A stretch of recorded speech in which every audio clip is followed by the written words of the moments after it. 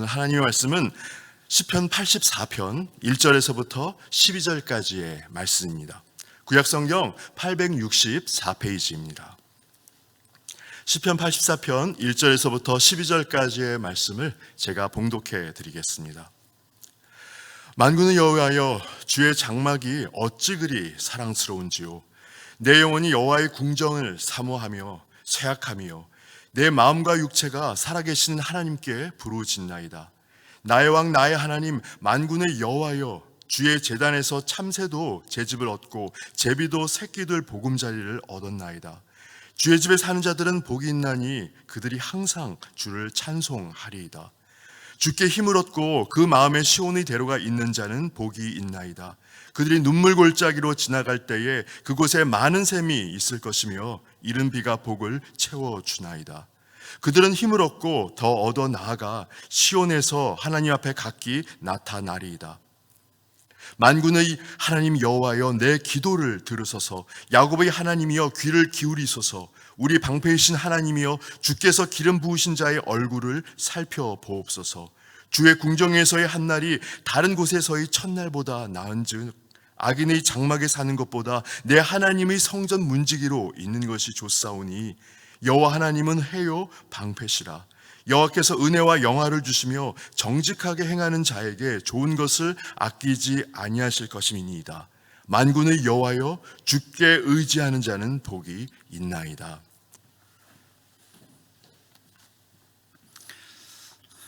할렐루야. 남서울은혜교회 특별 새벽기도 집회 가운데 함께하고 계실 모든 성도들에게 하나님의 크신 은혜와 복이 넘치기를 진심으로 축원합니다. 잠깐 기도하고 말씀을 생각하겠습니다. 귀하신 하나님 아버지, 2021년 벽두부터 이렇게 하나님의 은혜를 사모하며 우리로 기도할 수 있는 믿음 주시니 감사합니다. 주님 다시 오실 그날에 우리 안에 믿음이 있음을 기도로 확인할 것을 주님이 말씀해 주셨는데, 우리가 함께 기도하며 여전히 주님의 은혜를 기다릴 수 있는 이 시간이 복된 시간인 줄로 믿습니다. 주님이 영광을 나타내 주시옵시고, 각처에서 흩어져 예배하고 각처에서 흩어져 기도하고 있지만은 모든 성도들의 마음이 하나로 묶어져서 오히려 이 어려움이 하나님의 나라가 확장되어지고 교회가 부흥하는 기회가 될 수 있도록 역사하여 주시옵시고, 흩어진 성도들의 신앙이 성숙하고 주님을 더 닮아가는 기회가 될 수 있도록 주께서 역사하여 주시옵소서. 고통은 우리의 믿음을 흔들어 놓지만 그러나 그 흔들어지는 많은 상황 속에서 우리는 우리의 정금과 같은 모습을 드러내게 되는 줄로 믿습니다. 성도들 모두를 붙들어 주시어서 하나님의 영광을 드러내는 아름다운 도구들로만 사용하여 주시옵소서. 이 시간에 말씀을 전하는 종의 입술과 생각을 주장하시고 듣는 성도들의 귀를 열어주시어서 우리가 성령 안에서 각처에서 하나가 되어 주의 나라를 위한 일꾼으로 든든히 세워지는 은혜로운 시간 되게 하옵소서. 모든 것을 회복시키실 우리 주님을 의지하오며 예수님의 이름으로 기도하옵나이다. 아멘. 할렐루야. 살다 보면 참 눈물 골짜기와 같은 것들을 우리가 많이 통과할 때가 있습니다. 사랑하는 이들과 이별할 때 우리는 많은 눈물들을 흘리게 되죠. 저도 동생 목사를 세상 떠나보낸 지가 한 3년 됐는데 정말 저절로 어디에서 그렇게 많은 눈물이 나오는지 정말 많은 눈물을 흘리게 되는 그런 경험을 한 적이 있었습니다. 병들어 고통할 때 우리는 많은 눈물을 흘리기도 합니다. 히스기야 임금 같은 사람도 자기가 병들어 죽게 되었다라는 말을 들었을 때 벽을 향해 돌아 누워서 많은 눈물을 흘린 그런 말씀들을 우리가 알고 있습니다. 어려운 사람들을 바라볼 때 우리는 마음이 동하고 눈물을 흘리게 됩니다. 최근에 한 어린아이의 정인이라고 하는 한 어린아이의 그 죽음을 놓고 많은 사람들이 국민적인 슬픔을 느끼고 안타까워하고 있는 이런 모습들을 우리가 볼 수가 있죠. 어떤 사람들은 이별의 슬픔으로 아파하기도 하고 어떤 사람들은 실패의 경험으로 굉장한 눈물을 흘리고 고통스러워하는 이런 일들도 있습니다. 오해를 받을 때에도 정말 많은 눈물을 흘리게 되죠. 우리가 악플, 요즘 희한한 세대가 돼가지고 무슨 악플이라고 하는 거 많이 달리게 되면 그런 걸로 인해서 사람들이 많이 슬퍼하고 힘들어하고 심지어는 그 고통스러움을 이기지 못해가지고 한때 유명한 연예인이 자살을 해서 몇 년 전에는 크게 사회적인 문제가 되기도 했습니다. 살면서 우리는 정말 수없이 많은 눈물의 골짜기를 지나가게 되는데 시편 기자가 오죽했으면 이렇게까지 말씀하죠. 우리의 연수가 70이요 강건하면 80이라도 그 연수의 자랑은 수고와 슬픔뿐이라. 그 연수의 자랑이 수고와 슬픔뿐이라 이렇게 말씀하기까지 합니다. 눈물의 골짜기를 걸어가다 보면 인생이 좌절이 될 때도 있죠. 사람이 굉장히 산다는 게 힘들게 여겨지는 이런 순간들이 있을 수도 있습니다. 요즘이 딱 그럴 것 같아요.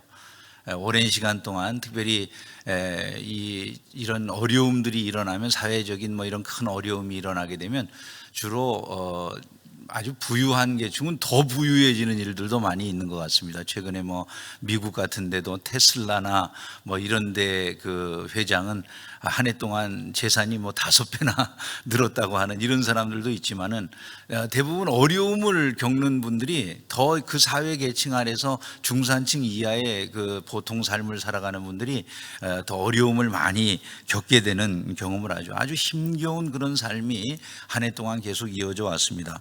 카페의 문이 닫히고 성도들이 경영하는 작은 소상공업들이라든지 이런 거 음식점이나 이런 것들이 다 고통을 겪는 그런 시대를 우리가 경험을 했습니다. 이런 일들을 겪게 되면 사람들 일부는 인생을 더 못 살겠다 포기하기도 하죠. 인생의 길에서 만나는 이런 수많은 눈물의 골짜기 앞에서 우리는 어떻게 살아야 되는가? 어떻게 이런 것들을 우리가 이기고 나가는가? 특별히 2021년 새해가 밝았는데 이 새해도 별로 달라진 것이 없어 보이는 이 신년 초도 지금 예배 드리는 것도 이렇게 자유롭지 못해서 각처에서 흩어져서 예배 드려야 되는 이런 그 안타까운 상황을 우리가 어떻게 승리하며 나아갈 수 있는가? 이런 것들을 좀 이 시편 기자의 말씀을 통해서 생각하며 은혜를 나누려고 합니다. 이 눈물의 골짜기와 같은 곳을 통과하는 그 당대 이 시인이 살고 있던 이 시절에 믿음의 사람들은 어떻게 그 눈물의 골짜기를 통과했는가? 먼저 이들은 삶의 목적, 그 이유가 분명했기 때문에 그 눈물의 골짜기를 당당하게 통과하고 이겨낼 수 있었다라고 하는 것을 우리가 생각할 수 있습니다. 이 시인은 지금 자신이 가고 있는 인생의 방향이 뚜렷합니다. 예루살렘에 있는 주님의 집을 향해서 올라가는 것, 그 순례의 여정을 끝까지 감당하고자 하는 것, 이것이 그 마음속에 있는 최고의 목표인 거예요. 내가 지금 하나님의 집을 향해 나아가야 되겠다. 그것이 지금 이 시인의 마음속에 간절한 소망으로 자리합니다. 1절부터 4절이 그것을 말씀하는데, 만군의 여호와여, 주의 장막이 어찌 그리 사랑스러운지요. 내 영혼이 여호와의 궁정을 사모하여 쇠약하며 내 마음과 육체가 살아계시는 하나님께 부르짖나이다. 나의 왕, 나의 하나님 만군의 여호와여, 주의 제단에서 참새도 제 집을 얻고 제비도 새끼둘 보금자리를 얻었나이다. 주의 집에 사는 자들은 복이 있나니 그들이 항상 주를 찬송하리이다. 이렇게 고백하고 있어요. 지금 하나님의 집을 보고 싶다는 마음이 얼마나 간절한지 그로 인해서 정신이 쇠약해질 정도다, 이렇게 고백을 하는 것입니다. 내게 하나님의 집을 볼 수 있게 해주세요. 그것을 간절히 기도하는 거예요. 하나님의 집만이 내가 쉴 수 있는 그런 안식처입니다. 이런 마음이 여기에 반영이 되어 있습니다. 내가 받을 수 있는 인생 최고의 복은 다른 것이 아니라 하나님의 집에서 안식하는 그것, 그게 바로 제 인생 최고의 복입니다. 이런 생각을 하고 인생길을 살아가는데 지금 계속해서 그 목표를 향해 나아가는데 눈물의 골짜기를 만나는 거예요. 이 눈물의 골짜기라고 되어 있는 이 골짜기는 원래 실제로 실존하는 골짜기라고 그럽니다. 우리말 성경에는 눈물의 골짜기 그러니까 무슨 상징적인, 그냥 인생의 어떤 상징적인 골짜기를 말하는 것처럼 여겨지기 쉽지만, 이게 영어 성경 역본들을 보면 되게 박하골짜기라고, 밸리 오브 바카라고 이렇게 번역이 돼서 주로 그 실존하던 그 골짜기로 번역을 하는 이런 성경들도 많이 있는 것을 볼 수가 있어요. 그래서 이 바카골짜기라고 하는 예루살렘을 향해서 순례 여정을 떠나는 사람들이 만나게 되는 하나의 실제적인 그 아주 거칠고 황량한 그런 그 골짜기를 말하는 것으로 그 해석을 하는 성경들도 많이 있습니다. 이곳은 메마른 곳입니다. 견디기 힘든 곳입니다. 가로막는 곳입니다. 인생의 앞을 나아가지 못하도록 방해하는 그런 방해물들입니다. 하나님의 집을 사모하면서 나아가는 사람이 그곳을 가려면 반드시 통과해야 되는데 그 박하골짜기라고 하는 거칠고 왕량한 사람들이 통과하기가 너무나도 어려운 그런 골짜기가 버티고 있다는 거예요. 그런데 이 순례길을 걸어가는 사람의 마음속에는 그곳을 사모하는 마음이 너무나도 간절한 것입니다. 내가 그곳에 도착해야 되겠다. 하나님의 집에 가서야 비로소 나는 안식할 수 있다. 이 마음이 그의 심령 속에는 너무나 간절하기 때문에 이 순례길을 가로막고 있는 박하골짜기라고 하는 것이 그의 걸음을 멈추게 할 수가 없다라는 거예요. 그의 마음속에는 오히려 하나님의 집으로 나아가는 왕의 대로, 시온의 대로가 분명하게 각인되어 있고 그곳으로만 걸어가는 것처럼 내 앞을 가로막고 있는 이 박하골짜기라고 하는 것이 내가 나아가는 이 믿음의 길, 순례의 길을 방해하지 못한다. 그런 의식으로 그는 계속해서 전진할 수가 있더라는 것입니다. 시온의 대로는 말 그대로 주님 앞으로 나아가는 길이라고 말할 수가 있겠죠. 그리운 하늘 아버지께로 나아가는 길이라, 이렇게 말을 할 수가 있을 것입니다. 그곳은 바로 내 영과 혼과 육이 온전히 안식할 수 있는 곳이에요. 마치 고향을 가면 우리 자녀들이 시집이나 뭐 장가 들어가지고 따로 살다가 집에, 친정집에 오거나 뭐 이러면 너무 행복해지죠. 그죠? 편안하게 쉴 수 있는 그런 마음이 있는 것처럼, 고단한 인생이 안식을 얻고 쉼을 얻는 것처럼 그렇게 쉴 수 있는 곳, 그 아버지 집을 향해서 나아가는 이 순례의 여정을 그치지 않는다. 이 시인은 바로 그러한 마음이 그 심령 속에 분명하게 자리하고 있었기 때문에 이 삶의 여정 속에서 나타나는 눈물의 골짜기라고 하는 이 골짜기를 당당하게 통과해낼 수 있었다. 이런 것들을 우리가 알 수가 있다는 것입니다. 또한 그 가는 여정에서 눈물의 골짜기를 이 시인이 당당하게 통과할 수 있는 이유는 무엇입니까? 그것은 다른 것이 아니라 하나님의 은혜가 계속해서 그에게 공급되었기 때문이다. 위로부터 하나님의 은혜가 그에게 공급됨으로 말미암아서 이 골짜기를 당당하게 통과할 수가 있었다는 것이. 그들이 눈물 골짜기로 지나갈 때 그곳에 많은 샘이 있을 것이며, 이렇게 6절에 말씀을 하고 있어요.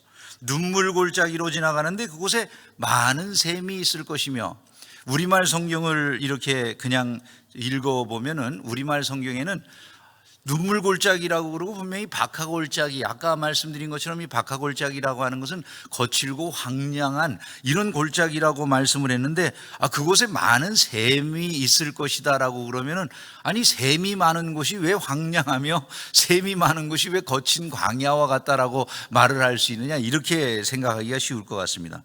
사실은 이 그 샘이 있게 하는 주체가 우리가 실제 그곳에 자연스럽게 먼저 샘이 있다는 의미가 아니라, 그 성경 말씀을 자세히 살펴보면 이곳에 샘을 만드는 사람들이 바로 순례자들 자신인 것을 우리가 알 수가 있어요.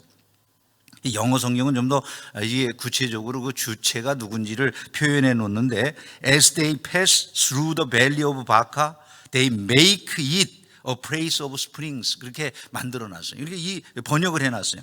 이것을 거기에 스프링, 즉 그 샘을 파는 사람들이 다른 사람들이 아니라 그 순례자들 자신이라는 거예요. 그들이 그 골짜기를 통과할 때 그들이 샘을 판다라고 그렇게 말씀하고 있는 것이죠. 즉 일반적으로 이제 이 순례자들이 눈물의 골짜기, 이 박하골짜기라고 하는 거친 골짜기를 통과하면서 그들이 그곳에 샘을 파요. 그러면 샘을 파면 되게 샘의 물은 어디서 나와야지 정상입니까? 샘의 물이라고 하는 것은 아래쪽에서 나오는 것이죠. 그죠? 우리가 샘을 판다는 것은 밑에서 물이 나올 것을 기대하고 샘을 판다 그 말이에요. 그런데 흥미로운 것은 여기가 거친 광야예요. 뭐 파면은 물이 나오는 그런 곳들이 아니에요. 근데 그곳을 순례하는 사람들이 샘을 파요. 그런데 이들이 사실은 그 샘에 물이 공급될 것으로 생각하는 것은 위로부터 공급될 것을 생각하는 것이다. 이것을 우리가 알 수 있는 구절이 6절 뒷부분이에요. 이른 비가 복을 채워주나이다, 이렇게 말씀을 하고 있는 것입니다. 샘을 파는데 그 샘을 파는 게 밑에서 땅이 터져가지고 물이 나온다라고 이렇게 말씀을 하는 것이 아니라, 이 샘에 복을 채워주는 것은 이른 비로 말미암아 복이 임하게 된다는 것이죠. 이건 흥미로운 말씀이 아닐 수가 없습니다. 샘에 복을 주시는 분이 하나님이시다라고 하는 것을 우리에게 교훈해 주고 있다는 것이. 메마른 광야길에 샘을 파는 행위가 어리석은 일처럼 보여집니다. 그런데 순례자가 그곳에 메마른 광야임에도 샘을 팝니다. 그것은 밑으로부터 무엇이 나오기를 위해서, 땅에서부터 무엇이 나오기를 위해서 그 기대감으로 샘을 파는 것이 아니라 오히려 위로부터 공급해 주시는 하나님의 은혜를 기대하면서 그들이 그곳에 샘을 팠다, 이런 말씀이 되는 것이죠. 아브라함이 우물을 봤을 때 땅에서 우물이 터져 나온 것 같지만 실상 그것은 하늘 하나님께서 그 우물을 주신 것임을 믿습니다. 우리가 이러한 것들을 아는 것이죠. 하갈의 눈에 메마른 광야의 샘이 보이도록 하시는 분이 하나님이시다, 이것을 우리는 아는 것이죠. 출애굽한 이스라엘 백성들에게 샘을 터뜨려 주시는 분, 바위를 갈라서 물을 주시는 분, 생수를 주시는 분은 위에 계신 하나님이시다라고 하는 것을 우리가 안다는 것입니다. 하나님께서는 메마른 곳에 담비가 있게 하시고 하나님께서는 죽음의 땅에 생수를 주시는 하나님이심을 믿으시기를 주님의 이름으로 축원합니다. 여러분들이 이 세상을 살아가면서 진실로 영혼의 양식을 얻고 목마른 것을 채우기를 원한다면 바라봐야 될 대상은 하나님 한 분이시다. 여러분, 이것을 잊으시면 안 되는 것이죠. 결국 이러한 하나님의 도움이 있기 때문에 우리는 이 눈물 골짜기를 통과하고 승리할 수 있는 것이다, 이 점을 마음에 새겨야 되는 것입니다. 그들은 힘을 얻고 더 나아가 시온에서 하나님 앞에 각기 나타나리이다, 이렇게 말씀을 하고 있습니다. 하나님께서 은혜를 베풀어 주심으로 말미암아 우리는 결국 하나님 앞에 설 수 있는 그런 은혜와 기회를 얻게 된다는 것입니다. 세 번째로, 우리가 이 눈물 골짜기를 걸어가면서 어떻게 우리가 이 눈물 골짜기를 당당하게 승리하면서 살아갈 수 있는가? 기도하는 것이, 기도하는 것. 눈물의 골짜기를 지나가면서 성도가 할 수 있는 가장 큰 일 중에 하나가 기도하는 것이다, 이 점을 우리가 알아야 됩니다. 만군의 하나님 여호와여, 내 기도를 들으소서. 내 기도를 들으소서. 야곱의 하나님이여, 귀를 기울이소서. 우리 방패이신 하나님이여, 주께서 기름 부으신 자의 얼굴을 살펴보옵소서. 간절한 기도가 있는 거예요. 인생을 살아가다 보면 참 힘든 일들을 많이 만나는, 저는 좀 희한한 은사가 있는 것 같아요. 중요한 일을 할 때 보면은 하필이면 제일 어려운 시기에 중요한 일을 맡아서 하게 되는 경우들이 많이 있어요. 이번 집회도 보니까 그런 것 같더라고요. 하필이면 새벽 집회, 이 특별 새벽 기도 집회 있는 날 중에 새벽 제일 추운 날 제가 순서를 맡았어요. 나는 무슨 은사가 있어도 이렇게 제일 어려울 때 뭘 하는 은사가 있냐, 이런 생각이 속으로 들더라고요. 아니, 제가 교회당을 처음 지을 때 중계동에 예배당 짓는 게 1997년이었습니다. 1997년 하면 생각나시는 게 있죠, 그죠? IMF 때 해필이면 딱 그 예배당을 짓고 IMF로 인해서 얼마나 힘든 시간을 보내는지 몰라요. 근데 이번에 교회에서 별내에다가 캠퍼스를 하나 새로 또 건축을 했어요. 별내에다가 캠퍼스를 건축하고 건축 시작한 다음에 하필이면 세상에 이제 2019년 말에 이제 그 결정이 돼가지고 뭐 설계에 들어가서 다 모든 것이 나오고 건축을 시작한 2020년은 완전히 초기에는 아무 문제 없다가 그 다음에 갑자기 이 팬데믹이 와가지고 우리 교회가 얼마나 어려운 때에 건축을 하게 됐는지 말할 수 없이 힘든 그런 시기에 건축을 했어요. 제가 아니, 세상에 처음 건축했을 때 해피엘이면 IMF, 두 번째 건축을 하는데 하필이면 세상에 이 팬데믹으로 어려운 이런 시기에 건축을 하는가. 참 은사도 희한한 은사를 가졌나 보다. 제일 어려운 때 무슨 일을 하는 은사가 있는지 모르겠다는 뭐 그런 이야기를 우스개처럼 했는데 말이죠.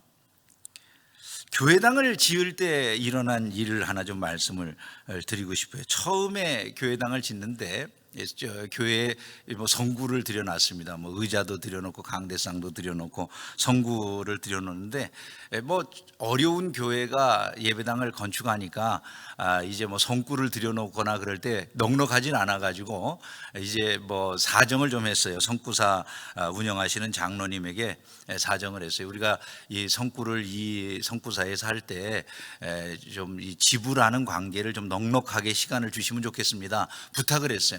그 장로님이 아주 뭐 여유 있다고, 자기 성구사는 재정적으로 여유 있는 그런 성구사니까 걱정하지 마시라고, 목사님 여유 있게 주시면 됩니다, 이러셔요. 그래서 제가 이제 그 계약금을 걸고 마지막에 잔금을 거는 날을 좀 많이 연기를 해달라고, 충분한 시간을 좀 주시면 좋겠습니다, 이렇게 부탁을 했어요. 그랬더니 그 장로님 말씀이, 아닙니다 목사님, 이거 계약은 그냥 자연스럽게 여기 날짜는 다 기록을 하는 게 좋습니다. 그냥 이게 하나의 그 자연스럽게 남들이 하는 것이니까 기록은 해놓으시고, 지불은 그때 가서 말씀하시면 저희들 얼마든지 잔금 지불 기일을 연기해 드릴게요, 이렇게 장로님이 말씀을 하시는 거예요.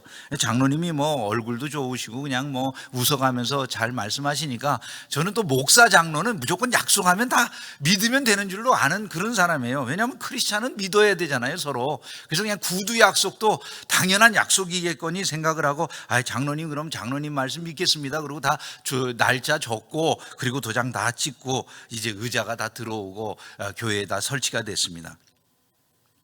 그런데 얼마쯤 지나가지고 이제 우리가 알듯이 IMF 기간 때 제가 졌다고 그랬잖아요. IMF로 인해서 너무너무 어려우니까 제가 이제 잔금 지불일이 다가오는데 그 장로님에게 부탁을 했어요. 장로님, 이거 우리가 좀 연기를 해주시면 잔금 지불 일자를 좀 연기해 줬으면 좋겠습니다, 이렇게 부탁했더니 그 장로님이 하시는 말씀이, 목사님, 우리도 지금 기업이 어렵기 때문에 잔금 기일 날에 그걸 주셔야 된다는 거예요.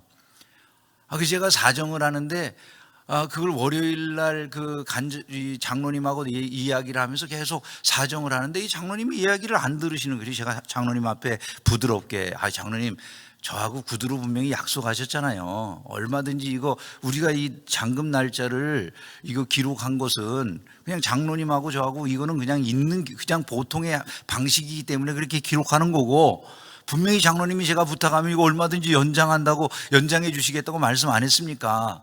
근데 지금 말씀하는데 그걸 꼭 갚으라고 그러시면 어떻게 하겠어요? 좀 연장을 해 주세요. 그랬더니 이제는 장로님이 화를 내는 거예요, 막. 왜 교회가 이렇게 잔금을 지불할 때가 됐는데 잔금을 줄 생각을 안 하려고 그러냐고. 목사가 되셔가지고 그렇게 하시면 안 된다, 오히려 저를 뭐라고 그러시는 거예요. 제가 그러니까 그때는 화딱지불이, 성령의 불이 아니라 화딱지불이 갑자기 오고 가더라고요. 그래서는 안 되는데, 제가 화가 나가지고, 장로님 그렇게 사업을 하시면 안 됩니다, 그러고 그냥 굉장히 화를 내고 뭐라고 장로님에게 야단을 쳤어요. 장로님 분명히 구두 약속도 신자가 약속을 했으면 약속이고, 나한테 여기에다가 기록을 하게 했을 때 분명히 그렇게 장로님이 말하고 기록하게 한 거 아닙니까? 나는 분명히 시간적 여유를 달라고 했는데 장로님이 기록해서 하라고 해서 했는데 그걸 우리가 약속을 안 지킨다라고 이런 식으로 일방적으로 말을 하면 안 되죠. 내가 당일에 약속한 대로 이번 토요일 날 돈 드릴게요, 그러고 그냥 전화를 확 끊어버렸어요. 이러면 안 되잖아요, 그죠? 근데 제가 하여간 그 성격이 들어와가지고 그냥 그래 버렸어요. 목사가 얼마나 화가 나는지. 탁 전화를 끊어버렸는데, 그러고 난 다음부터 이제 걱정이 되는 거예요, 마음속에. 돈이 있어야죠. 뭐 IMF 터져가지고 은행도 어디 하나 융통할 데도 없고, 그런데 그 돈이 없으니까 이제 새벽마다 일어나가지고 할 수 있는 일이 없잖아요. 밤에 돈 줘야 되는 날이 다가오면 잠이 안 오더라고요. 여기 새벽 2시에도 깨 있고 뭐 3시에도 깨 있고, 어떤 때는 막 1시부터 잠이 안 들기도 하고 그런 날들이 있어요. 일어나가지고 그것 때문에 기도를 하는 거예요. 일어나면 저절로, 하나님, 세상에 어떻게 이런 일들이 있습니까? 아니, 약속을 하고도 약속을 안 지키는 이런 일들이 일어나는데 그래도 교회가 부끄러움 당하지 않게 해달라고 기도를 하는 거예요. 그런데 토요일까지 돈이 있을까요, 없을까요? 없습니다. 시간이 다 지나가서 토요일 날 아침이 됐는데요, 토요일 날 아침 이른 시간에 전화가 왔어요. 전화 와가지고 어느 교인이 저한테, 우리 교인이 아닌 분이 저한테 이야기를 하는 거예요. 목사님, 제가 그 교회 수요일 날마다 그 교회에 나가서 예배 드리는 타 교회 다니는 성도인데, 목사님 혹시 저를 기억하시는지 모르겠습니다, 이렇게 얘기를 하더라고요. 뭐 교인이라고 수요일 날 많은 사람들이 모이는 건 아니었기 때문에 대략 누구신지 알만한 그런 생각이 들었어요. 그래서 그분에게 기억이 나는 것 같습니다 그랬더니, 그러셔요, 그러면서 자기가 수요일 날 우리 교회에다가 헌금을 했다는 거예요. 수요일 날 헌금을 했다는 거예요. 그래서 그러세요. 근데 헌금을 많이 하신 거예요.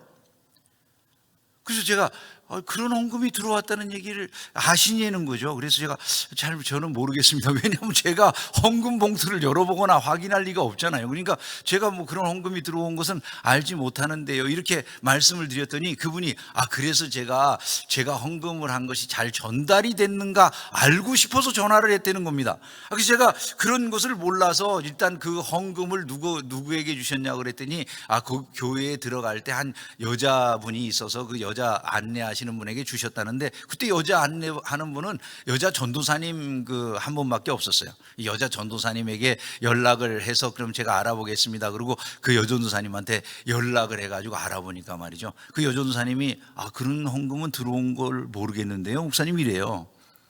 근데 한 여자 선생님 한 분이 그냥 봉투에다가 이렇게 그 10만 원짜리 수표를 하나 적어 놓는 그런 그 헌금은 받은 적이 있는 것 같습니다, 이러더라고요. 그러니까 이제 그 헌금을 하시면서 그 헌금 하시는 그 대 앞에서, 헌금 봉투 대 앞에서 이렇게 적는 걸 보셨던 모양이죠. 근데 수표를 넣는데 10만 원짜리 수표 넣는 그거는 봤다는 거예요. 그래서 그거를 가져오라고 그랬더니 그 헌금 봉투에 들어있는 게 우리 교회의 의자를 지불하고도 남을 돈이 거기 남아 있는 거예요. 제가 그 장로님한테 그 주간에 어떻게 했을까요? 그 토요일날 그 비용을 아주 당당하게 지불하면서, 장로님 사업을 하셔도요, 구두 약속도 약속이에요. 교인들 간에는 그렇게 하시면 안 됩니다. 그리고 그 돈을 당당하게 딱 지불을 해줬어요. 여러분, 신기하다는 생각은 어디에 났냐면요, 보통 헌금을 한 사람들이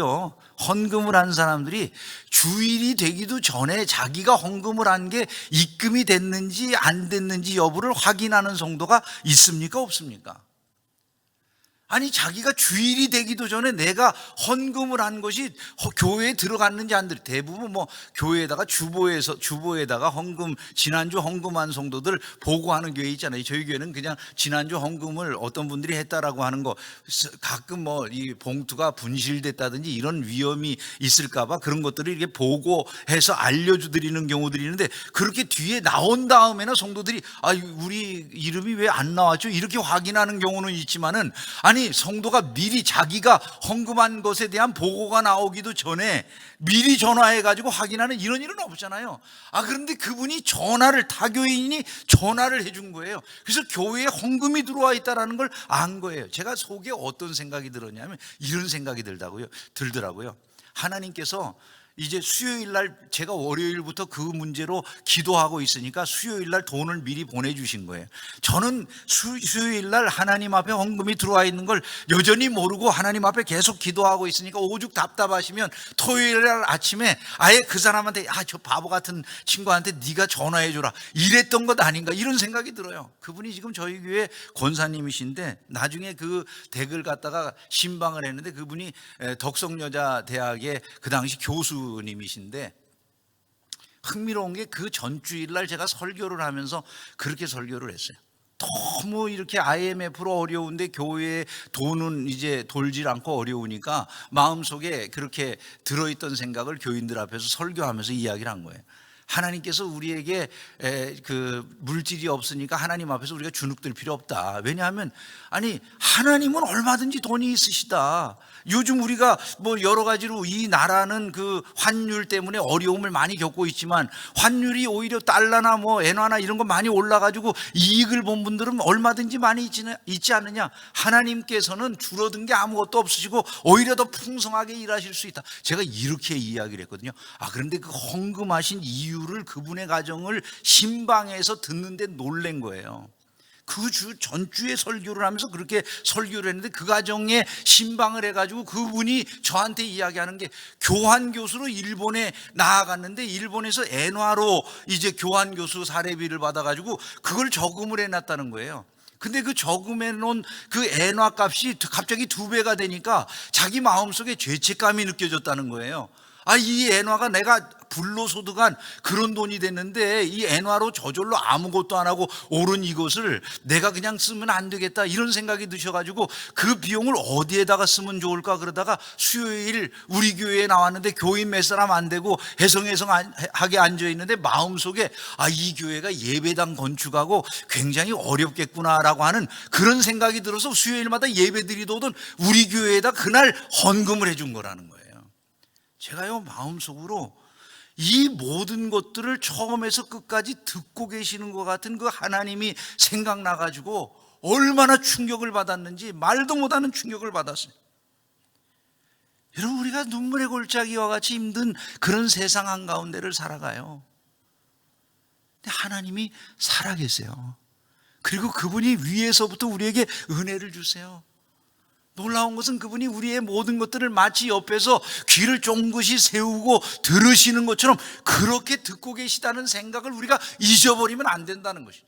살아계신 하나님께서 우리의 기도를 들으시고 우리에게 응답하심을 믿기에 눈물 골짜기를 걸어가면서 우리는 날마다 그분을 의지하고 기도해야 됨을 믿으시기를 주님의 이름으로 축원합니다. 어려울 때 일어난 일들을 제가 말도 할 수 없이 많은 은혜들을 누려본 적이 있어요. 한 번은 집사람이 그때 당시 부교육자님들에게는 사례를 드려도 담임 목사는 사실 교회를 건축하고 이 헌금이 충분하게 나오지 못하면 자기는 사례를 못 받는 일들이 많아요. 예배당을 건축했는데 저희는 사례가 없으니까 집사람이 생활이 공공했어요.